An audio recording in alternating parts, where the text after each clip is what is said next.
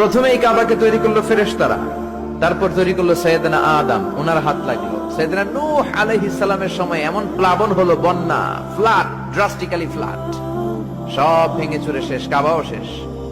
নূহ আলাইহিস সালাম নেমে আবার বানালেন, এরপর বানালেন ইব্রাহিম আলাইহিস সালাম। পড়েন সুবহানাল্লাহ।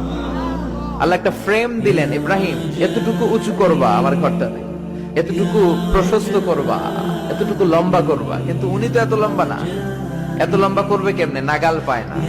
বানানোর পরে দাঁড়িয়ে আছে, আর উপরের দিকে উঠতে পারে না। আল্লাহ বললেন, don't worry about it, I am sending a beautiful stone from paradise. আমি জান্নাত থেকে একটা স্পেশাল পাথর পাঠিয়ে দিচ্ছি ইব্রাহিম, ওইটার উপরে দাঁড়াও। উপরে উঠতে মন চাইলে উঠে যাবে, নিচে নামতে মন চাইলে নেমে যাবে।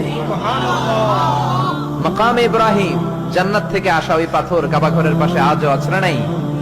উনি দাঁড়ালেন, উপরে ওঠা দরকার, উঠে যেত অটোমেটিক।